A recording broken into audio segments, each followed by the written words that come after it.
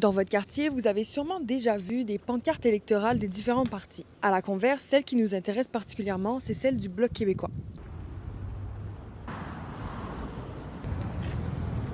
On le sait, une des stratégies électorales du Bloc, c'est de miser sur l'identité québécoise. Et ça, à travers les pancartes, on comprend que ça passe par la laïcité et la promotion de la langue française. Sur sa plateforme politique, le parti a pour objectif de notamment proposer des projets de loi pour exclure le Québec du multiculturalisme canadien, afin que le Québec choisisse son propre modèle d'intégration des nouveaux arrivants. Aussi, le Bloc veut s'opposer fermement à la contestation fédérale de la loi 21 au Québec. Ça, on le sait, l'objectif du Bloc, c'est de séduire l'électorat québécois. Mais sur les réseaux sociaux, on a vu passer plusieurs témoignages de Québécois qui se reconnaissent pas du tout dans ce discours-là. À la converse, on se demande donc, est-ce que cette manière de faire n'exclut pas une partie des Québécois, surtout ceux issus de l'immigration ou même les communautés autochtones? Donc pour mieux comprendre cette démarche, j'ai posé la question à Catherine Ouellette, qui est professeure adjointe en sciences politiques à l'Université de Montréal. Depuis l'élection de Mike Carney à la tête du Parti libéral, le Bloc a dégringolé dans les sondages au Québec. Je pense qu'en date d'hier, selon l'agrégateur de sondage Canada 338, s'il y avait des élections aujourd'hui, bon, il y a toujours une marge d'erreur, mais le Bloc québécois perdrait, en fonction des projections, la moitié de ses sièges, donc passerait de 32 sièges à 16. Déjà, pour comprendre la stratégie du parti, il faut prendre un pas de recul sur tout le contexte politique actuel. Le Canada est en pleine guerre commerciale avec un de ses plus grands alliés, les États-Unis. Donc pour ces élections, on cherche vraiment à savoir qui va être le meilleur candidat pour faire face à Donald Trump. C'est la question de l'urne et en ce moment, ça se joue vraiment entre les libéraux et les conservateurs. Le Bloc québécois se retrouve un petit peu sorti de l'équation. De facto, il ne peut pas être celui qui va tenir tête à M.